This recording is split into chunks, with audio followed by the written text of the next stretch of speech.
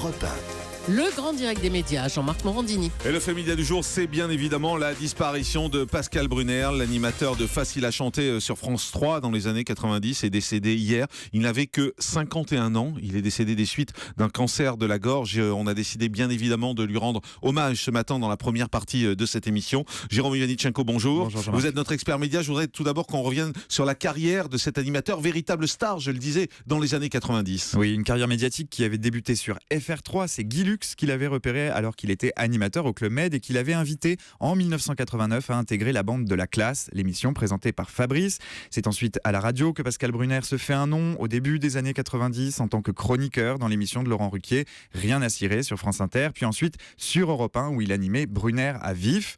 En 1993, retour à la télévision, France 3 lui confie la présentation d'un divertissement intitulé Yakapa, mais c'est un an plus tard qu'il rencontre son succès le plus retentissant. En 1994, il prend les commandes de Facile à chanter, qu'il anime quotidiennement en Access Prime Time, un jeu dans lequel des candidats devaient reconnaître des chansons, vous vous en souvenez, une émission qui devient immédiatement culte, qui rassemble plus de 5 millions de téléspectateurs chaque soir. Je suis certain que vous vous souvenez de ce générique.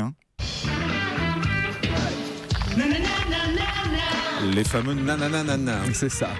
Les choristes fredonnés. Alors Pascal Brunner animera Facile à chanter jusqu'en 1998. Il ira ensuite brièvement tenter sa chance sur TF1 à la présentation d'Une famille en or ou de Chéri Chéri.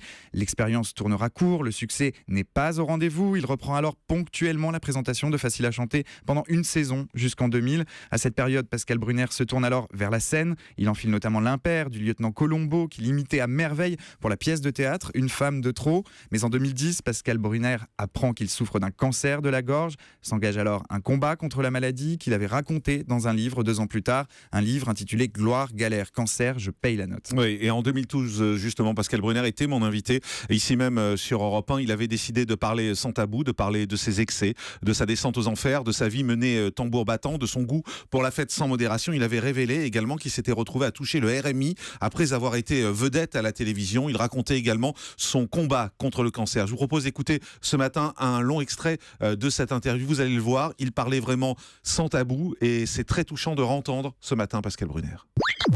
Forcément, je ne pouvais pas parler à un moment. Donc, je me suis vraiment concentré sur moi, sur la bataille pour y arriver. Et après, une fois que j'ai pu reparler à peu près normalement, je me suis dit, ça vaut le coup de faire un livre avec la complicité d'Isabelle Godon et les éditions Pygmalion. Qu'est-ce que vous aviez envie de dire au travers de ce livre ? Parce qu'il y a beaucoup de choses, il n'y a pas que la bataille contre le cancer, parce que vous parlez de choses assez personnelles également, bataille contre l'alcool. Oui, parce que on a joué la carte de la sincérité. C'est-à-dire, on raconte tout. Donc c'est vrai qu'il y a eu plein d'abus, la cigarette, l'alcool, la 40 cigarettes par jour, hein, c'est ça. C'est-à-dire comme on faisait le jour et la nuit, on fumait pas mal. Maintenant tout ça est arrêté et j'en suis ravi et ça ne me manque plus. Donc je suis drôlement content. Mais c'est la faute à quoi ? C'est la faute au succès ? C'est la faute à la médiatisation ? C'est la faute aux médias ? Ou c'est la faute... Non, c'est ma faute à moi, tout simplement.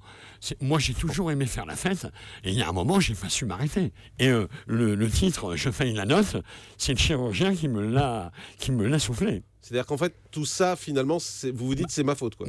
Oui, mais c'est la résultante du cancer de la gorge, voilà. Vous parlez également d'argent, puisque vous dites que vous avez vécu au RSA. Pendant un moment, j'ai eu le RSA, et après, l'allocation adulte handicapé. Vous comprenez que pour les gens qui nous écoutent, ça paraît hallucinant parce qu'on a l'image de l'animateur télé, l'animateur vedette, l'animateur star. Vous faisiez en plus des tournées, vous étiez à Europe 1. Enfin voilà, vous étiez une vraie vedette. Et on se dit, mais comment on peut tomber au RSA quand on est une vedette à ce point-là ? Je veux dire que ça peut arriver à tout le monde, mais qu'avec le moral, l'agnac, on peut s'en sortir. Et on a des équipes médicales en France qui sont vachement performantes, et donc il faut y aller, quoi. Vous dites dans votre livre que vous aviez peur des médias pendant cette période.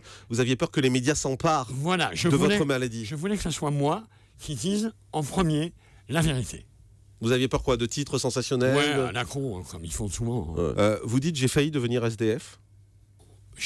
J'ai pas failli, c'était limite, mais Gilbert Montagnier m'a vachement aidé avec Nicolas Estrosi, j'allais dire.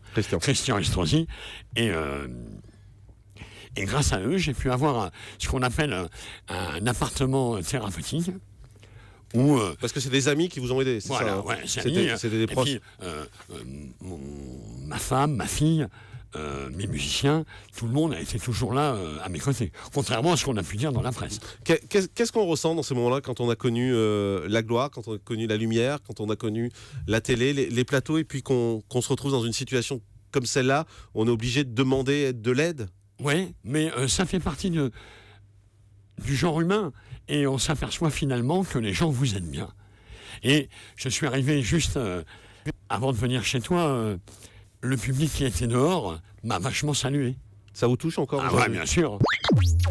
Voilà, c'est très émouvant de réécouter Pascal Brunner, donc, qui est décédé hier. On est en direct avec Julien Lepers, animateur de Questions pour un champion, qui a travaillé à l'époque également avec Pascal. Bonjour Julien Lepers. Voilà, c'est bouleversant. Hein. Bonjour à tous, c'est vraiment bouleversant ce que j'entends, je suis pas loin des larmes. Ouais, et très, très, très dur. Ouais. Je crois qu'on est tous émus en réécoutant ses propos, en réécoutant ce long combat qu'a mené Pascal Brunner. Hein. Ben, bien sûr, c'est un combat. Moi, je le voyais très souvent, je suis très souvent à Nice. Et donc, à chaque fois que j'étais là, il m'appelait et on se voyait, on prenait un café, on parlait du passé, du présent, de l'avenir. Et j'essayais de lui remonter le moral. Il n'avait pas toujours le moral. Je savais. Moi, j'ai cru à une rémission. À un moment, je me suis dit, il est sauvé. Et depuis un mois et demi, ça allait très très mal, de nouveau très mal. Et depuis une semaine, on savait qu'il était perdu. Depuis une semaine. Franchement, je suis pas loin des larmes. C'est extrêmement dur parce que c'est une impression de gâchis total. Vous vous rendez compte, 51 ans. 51 ans.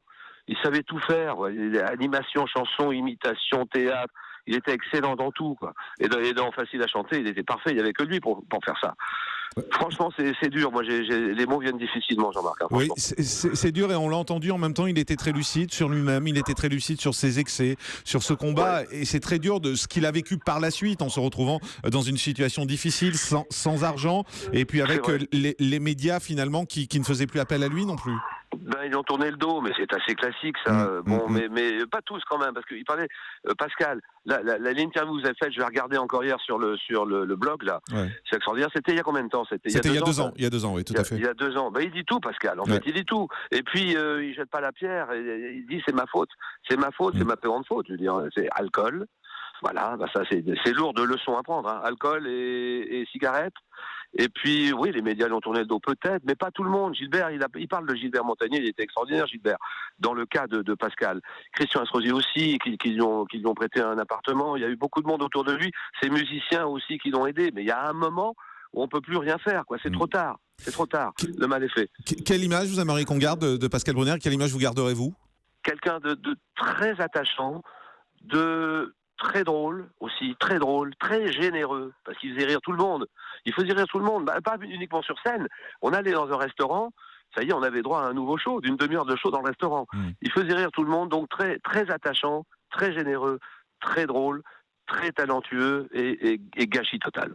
Merci beaucoup Julien Lepers d'avoir été avec nous en direct ce matin sur Europe 1 pour rendre hommage à Pascal Brunner. Pascal Brunner qui n'hésitait pas à pousser la chansonnette dans son émission à l'époque sur France 3 dans Facile à chanter. Pour lui rendre hommage ce matin, on va écouter un extrait, une de ses interprétations, c'est Joueur de blues de Michel Jonas. Tu te mets le cambouis sur les mains ou tu mets le cap sur les yeux. Et une mauvaise note au destin ou un bon point vas-y. Mais t'es dans la rue, dans la vie, un Walkman collé sur le nombril. Enfant noir, fan de Toulouse, tous ceux qui chantent. Voilà, parce que on l'a peut-être oublié aussi, mais Pascal Brunner était imitateur. C'est excellent, et là ce qu'on vient d'entendre. Excellent, formidable, Michel Jonas. Incroyable. Voilà cet hommage qu'on voulait rendre ce matin à Pascal Brunner, qui a travaillé également sur Europe 1. Oui, de 11h à midi et demi, je crois, effectivement, sur Europe 1. Donc, hommage. Ça s'appelait Brunner à vif. À Pascal Brunner.